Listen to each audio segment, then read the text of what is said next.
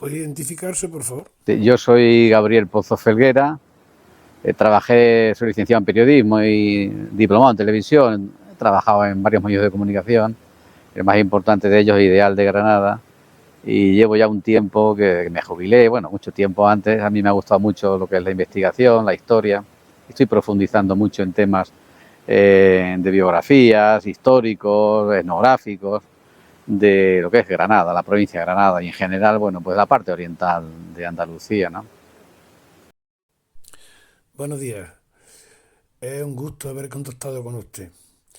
Además de periodista, novelista, ensayista y documentalista, es usted la persona que más ha investigado a Milagro Almenara y todo lo que sabemos de ella nos hemos sorprendido de usted. Porque ni la familia Almanzar Almenara sabía que tenía un familiar fusilado durante el golpe militar y por ello esta entrevista. Podemos comenzar un día señalado del 25 de diciembre de 1984, cuando se produce el terremoto de Granada, la zona de Alhama y pueblos colindantes, sobre todo en Arenas del Rey.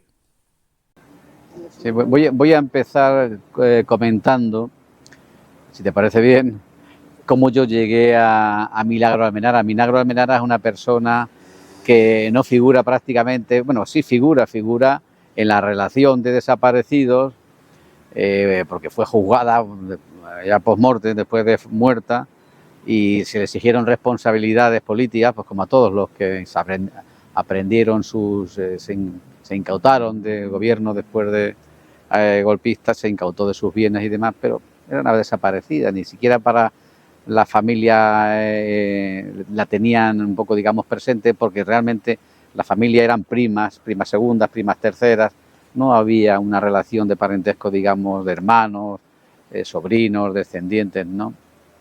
Yo estaba investigando, me la encontré, me topé con Milagro Almenara por casualidad. Yo estaba investigando, componiendo un artículo, una historia de la farmacia de la compañía de los jesuitas, la que originariamente empezaron a formar los jesuitas cuando llegaron a mediados del siglo XVI a Granada, la fueron ampliando y demás, y llegó a ser muy famosa hasta el siglo XIX en lo que era el lateral del Colegio de San Pablo, lo que se llamaba el cobertizo de la farmacia, porque allí era donde estaba la farmacia de los jesuitas, primero en los bajos del Colegio de San Pablo y luego la trasladaron a un edificio justo enfrente, en la misma calle. Era una calleja que hoy forma parte de lo que son los jardincillos interiores de lo que es la Facultad de Derecho, ¿no? La han cerrado al público. Esa era una calle pública, esa calle ahí había dos calles públicas, que era el cobertizo de la farmacia, que era esta, que tenía entrada por la calle Duquesa, entrada y salida por la calle Duquesa, y llegaba a la calle San Felipe. Hoy se llama la calle San Jerónimo, pero entonces se llamaba San Felipe. De hecho, algunas cofradías y algunos desfiles de Semana Santa daban la vuelta a esa manzana. Y la perpendicular, que hoy es la que es un pequeño jardincillo que da a la puerta de la Facultad de Derecho, esa calle se llamaba calle Riaño. En fin, que el Colegio de San Pablo estaba exento por todo alrededor. Hoy está junto con lo que es la iglesia, con lo que es la residencia de Aneja, San Justo y Pastor, y lo que es todo el complejo del Colegio Bartolo, ¿no? Bueno, pues ahí estaba la farmacia. Yo investigando qué fue de la farmacia esa, pues esa farmacia la vendieron en 1928, la vendía la farmacia, el botamen, libros, lo más importante, digamos la esencia de esa farmacia fue a parar al British Museum, la vendieron a coleccionistas ingleses y fue a parar al British Museum. Yo me enteré que estaba en el British Museum expuesta, hicieron un montaje con ella y estuvo en una exposición temporal durante un tiempo. Yo la conocí allí, en fin, que investigando el origen de la farmacia de la compañía de los jesuitas de Jesús, el hilo te lleva a que la última propietaria de ese edificio, si no propietaria, por lo menos inquilina, la que había alquilado la farmacia y estaba empezando a vender allí en esa farmacia, era una tal Milagro Almenara Pérez, una joven de 36 años, soltera, que farmacéutica, empecé a buscar su expediente y demás, farmacéutica, la cuarta farmacéutica que se había licenciado en farmacia en la Universidad de Granada, y curiosamente la había empezado a montar a primeros del mes de julio de 1936. Concretamente la licencia municipal era del 3 de julio de 1936. Y del 3 de julio de 1936 hasta el 23 de septiembre, en que en esos 3 meses desaparece la farmacia, pues te preguntas, ¿qué ha pasado aquí? Pues empecé a investigar y demás, evidentemente, hasta quedar con el rastro de que Milagro Almenara Pérez había sido encarcelada, detenida, acusada, encarcelada el 23 de septiembre, sufre un proceso de encarcelamiento en San Gregorio Bético y el 2 de noviembre desaparece, no, se la llevan junto a otras 3 o 4 mujeres más y es fusilada en el entorno de Biznar, Alfacar, no sabemos dónde, pero más o menos se supone que entonces ya estaba muy sistematizado el sistema de fusilamientos y de represión, y suponemos que entre las víctimas que hay en el barranco de Biznar, en los pozos de Biznar, en alguno de los pozos, está ella fusilada junto a varias mujeres más. ¿Le parece bien que continuemos con el terremoto de Alhama, que es donde comienza la historia de esta familia? Bueno, el origen de esta familia, el origen de, bueno, Milagro Almenara era hija natural, sin padre conocido, de Brígida Almenara Pérez. Brígida Almenara Pérez era una joven de unos 14, 15 años que en el terremoto de Alhama y de Arenas del Rey, de la noche del 24 de diciembre de 1884, media familia, muchas familias de los 130 y tantos muertos que hubo en Arenas del Rey, pues ella es una de las que se queda huérfana, ella y algún hermano más se queda huérfana, y curiosamente la adopta Luis Seco de Lucena, que era el director del periódico El Defensor de Granada, que fue el primer periodista que llegó allí, el que organizó la campaña para sensibilizar y dar a conocer en España y en el mundo la gravedad de aquel movimiento, de aquel terremoto que se llamó de Andalucía o terremoto de Alhama. Pues se ve que la vio a la muchacha allí sola, vagando y demás, se la trajo a Granada y tenía ya 14 o 15 años y la puso a servir, entre comillas, la medio adoptaron, la puso a servir, la acogió en la casa con su madre era viuda, ¿no? Y él estaba también, digamos que necesitaban quizá de una sirviente y tal, y estuvo con ellos mucho tiempo y tal. En sus memorias la menciona, en las memorias de Luis Seco de Lucena, la menciona, ¿no? La menciona que la acogió y se la trajo, pero no cuenta mucho más, ¿no? No vuelve a aparecer Milagro Almenara hasta el año 1900, cuando en Santander se presenta una mujer que se llamaba Milagro Almenara Brígida Almenara Pérez, en una pensión de Santander, da a luz a una niña que piden que la bautice, ella es muy religiosa, piden que la bauticen en una iglesia próxima, la inscribe la dueña de la pensión, va a inscribirla en el registro civil de Santander y la bautizan con un montón de nombres, pero que en resumen su nombre, simplificando, era Milagro Almenara Pérez, los dos apellidos evidentemente de la madre, porque era una expósita. En la partida de inscripción de nacimiento de ella pone que es de padre desconocido.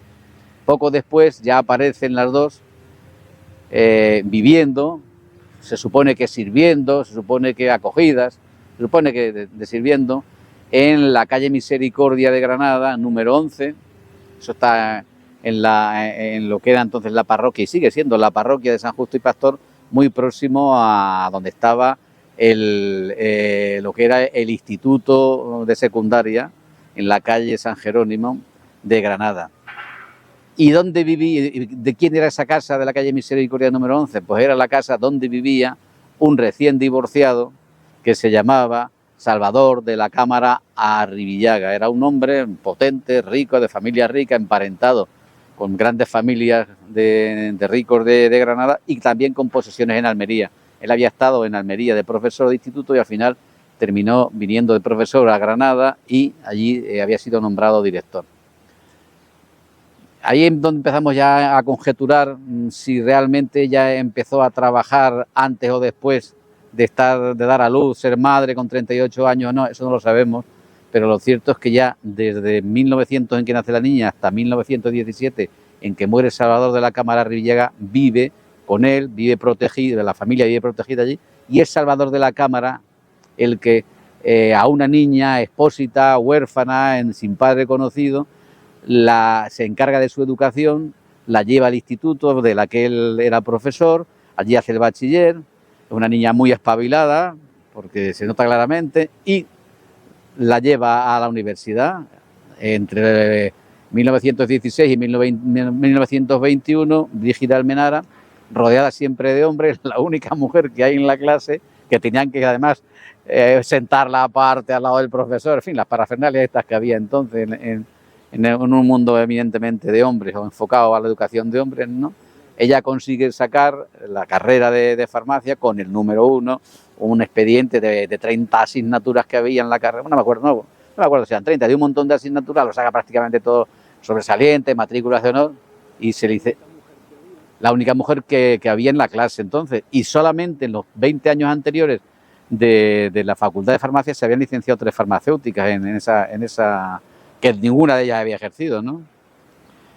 Bueno, en 1917 muere el padre, muere el que las acoge, del que suponemos que era su padre también, no lo sabemos, nunca la reconoció porque en el testamento, que conseguimos abrirlo, en el año 2017 se cumplieron los 100 años que ya se podía acceder al testamento, accedimos al testamento de Salvador de la Cámara Rivillaga, él no la reconoce, pero sí le deja la mitad de su fortuna, bueno, a ella y a la madre, a Brígida, y a Milagros le deja la mitad de su fortuna, y la otra mitad de su fortuna se la deja a otra mujer y a su hija, que la menciona que está en las recogidas, o sea que está ingresada en lo que era la casa de las recogidas de la calle Recogida de entonces, ¿no?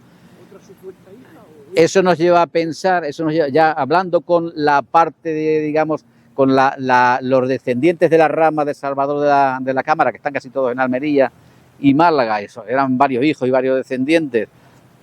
Ellos sospechan que el divorcio llegó porque este hombre había tenido relaciones con alguna mujer más. Una pudo ser Brígida, con la que tuvo una hija, y es de suponer que si en su testamento menciona a otra mujer y a otra desconocida y a su hija, a las cuales le deja la mitad de lo que tenía entonces, de su fortuna, es de suponer que se lo está dejando a 2 hijas. Él sí, el del primer matrimonio, Salvador de la Cámara, tenía 5 hijos más. Ya habían repartido antes, eso ya lo tenían solucionado. Digamos que de la parte testamentaria que le quedaba a él ya, es profeso, le dejó eso. Aparte que se sospecha que ya le hizo alguna trampilla anterior para que no tuviesen derecho los hijos del primer matrimonio, porque de pronto aparece que entre las propiedades que tenía Milagro Almenara, le aparecen 2 casas en el Realejo, que ella tiene en alquiler. Es raro que una mujer con pocos medios tuviese 2 casas en propiedad, pero bueno, esas casas las tuvo ella, que también las casas esas misteriosamente han desaparecido no sabemos cómo, no, yo tampoco he seguido el proceso, no me interesa mucho a través en investigar, a través de registros y demás, de notarios, cómo fue el proceso de esas casas, porque si cuando Brígida Almenara, que murió en la primavera del año 36, unos pocos meses antes de la guerra, muere sin hacer testamento, y su hija Brígida es fusilada en noviembre de ese mismo año, y se aprehenden, se incautan, el régimen se incauta todos sus bienes, no sabemos realmente qué pasa con esas 2 casas. ¿Esas casas están destruidas? No, esas casas, una de ellas la derrumbaron para ensanchar la calle, pero la otra casa existe perfectamente, hace rincón, y no está muy reformada, por lo menos hace unos años cuando la estuve viendo, no está muy reformada, está prácticamente como estaba en el año 36. Las 2 existen en el Realejo, o sea que son los bienes que dejaron.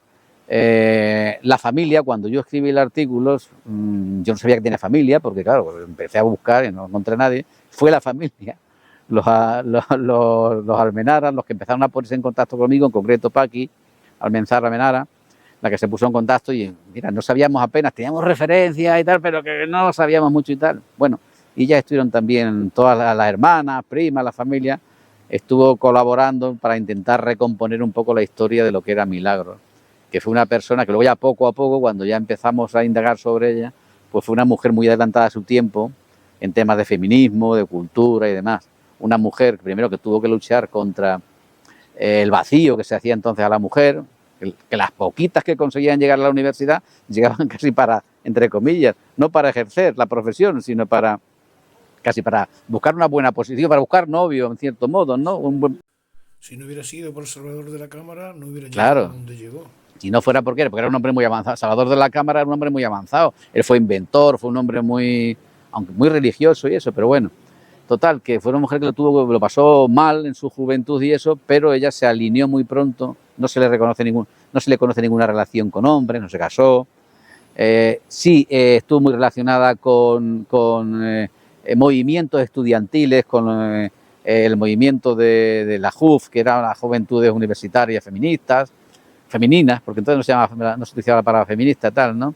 Fue delegada aquí de ese tipo de sindicato universitario, coordinó un poquito unos tímidos inicios que hubo aquí, muy pobres, se relacionó con, digamos, los grandes avanzados aquí del socialismo y del liberalismo, como eran Fernando de los Ríos, y también después con Eudoxia Piris, que Eudoxia Piris era la primera mujer médico de la Facultad de Medicina, que era alumna de Alejandro Otero, que Alejandro Otero era el secretario también del Partido Socialista Obrero Español y un gran personaje. Estuvo en primera línea, era una mujer a la que se le dice que fue la primera que paseó con pantalón y sombrero por la Gran Vía, la criticaron, eso de que una mujer llevara pantalones y sombrero en los años 30 era bastante criticado, en fin, que la alinearon, escribió algunos artículos en periódicos, siempre en periódicos de fuera, en fin, fue una mujer de las referencias que nos han quedado, que fue una mujer que estuvo bastante comprometida con los movimientos feministas pioneros. ¿Hay constancia de esos escritos? Hay constancia de que los envió, pero no hemos localizado. Lo que estamos pensando es que los debió escribir con seudónimo, porque hay bastantes artículos escritos con seudónimo que más o menos pueden ser, pero como no conocemos su estilo, porque tampoco podemos identificar exactamente cuál es el estilo literario para decir, mira, aunque hay escrito con seudónimo, pero utilizaba la construcción de la frase así, utilizaba este vocabulario, no tenemos ningún original de ella que cotejar, la firma lo único que tenemos por los expedientes del instituto y de la universidad, pero no tenemos un escrito suyo, una carta, un artículo, un libro con el cual podamos decir, vamos a comparar, a cotejar su literatura contrastada y firmada con los artículos que he publicado en esos periódicos, primero femeninos, no feministas, ¿no? No podemos, no sabemos si esos que hay con seudónimo, que era muy tradicional hacerlos con seudónimo, porque entonces había mucho miedo, de hecho había un montón de periodistas que firmaban con seudónimo, era típico firmar con seudónimo, o con una G, con una V, ¿no? Con una E, siempre iniciales y tal. No podemos saber cuáles son los escritos que ella hizo.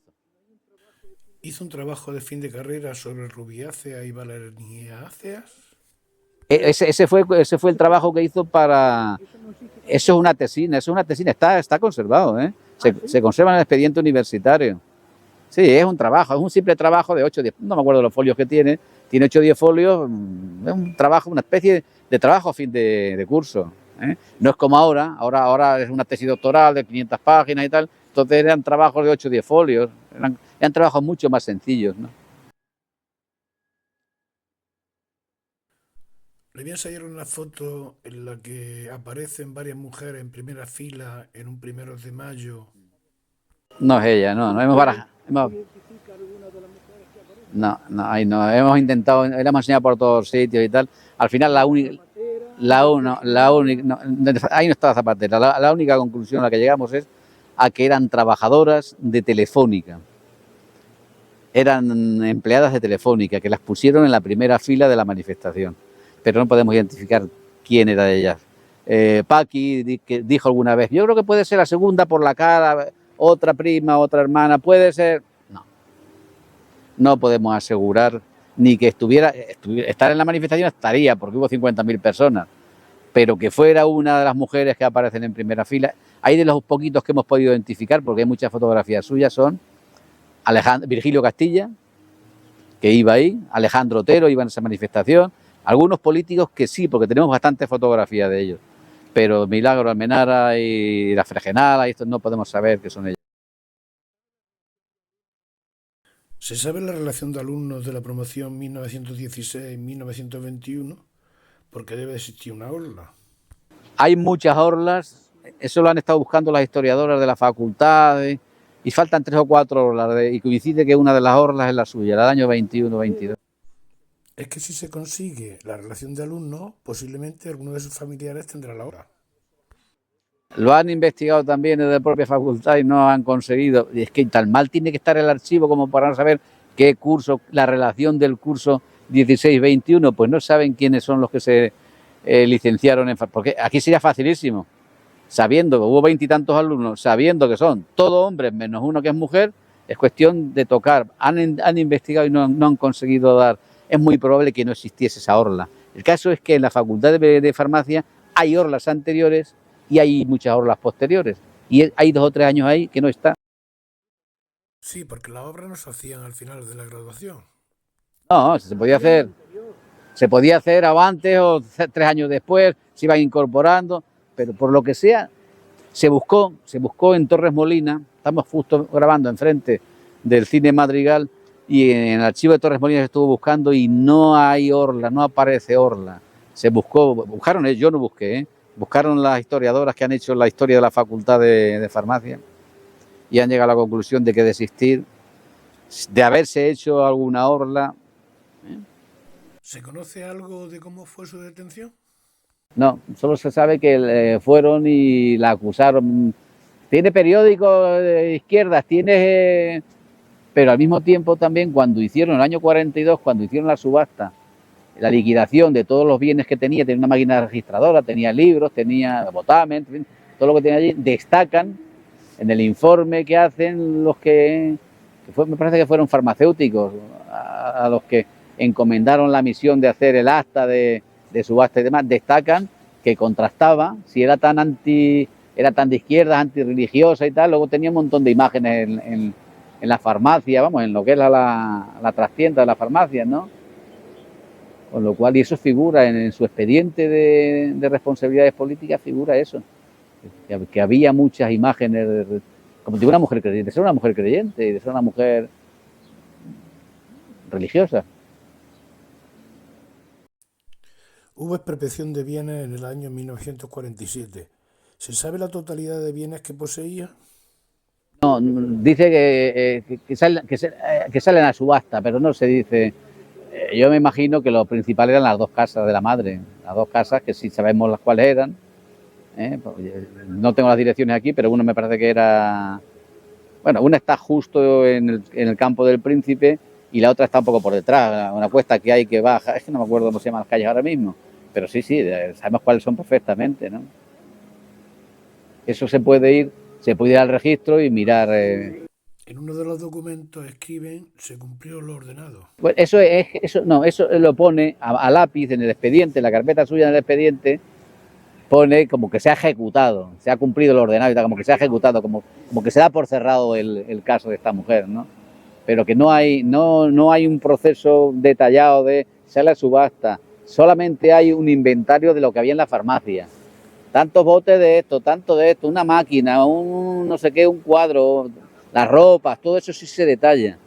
Pero las casas no se detallan, porque debían estar a nombre de la madre en aquel momento. Ella posiblemente no había ejecutado la herencia todavía, no estarían a su nombre, no estarían escrituradas a su nombre. Por lo cual es muy probable, en fin, eso habría que investigarlo a ver, eso se le puede seguir el registro por la vía que yo no lo he hecho, por la vía del registro correspondiente de la propiedad.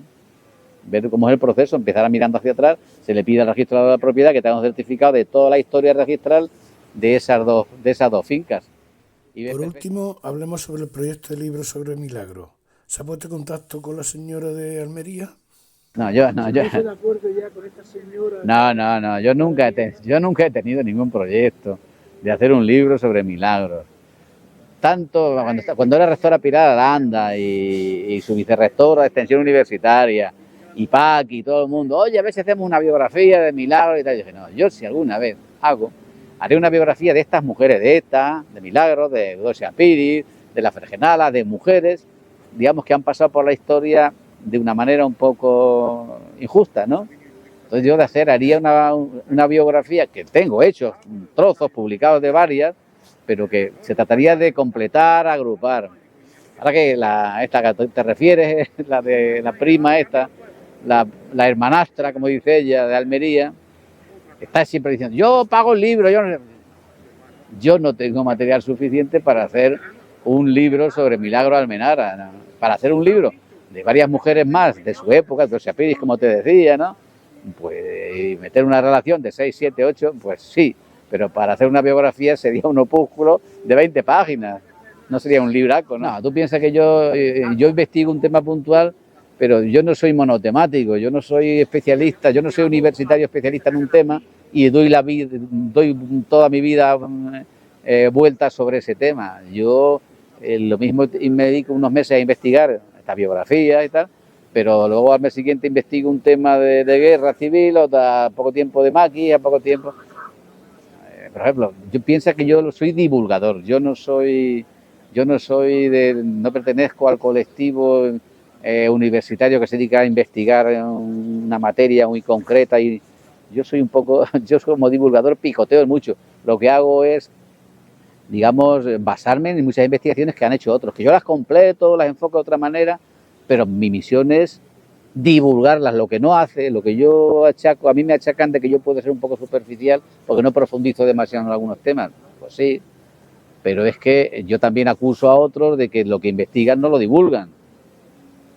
¿De qué vale estar 40 años investigando una materia, publicar una tesis, si es que llega a publicarse, dejarla en los anaqueles de la universidad y ahí se pierde? No, yo lo que hago es divulgar temas de granadinos que no están divulgados y sobre todo aprovechar muchos resquicios que no han sido explotados ni por las guías históricas ni por otros libros.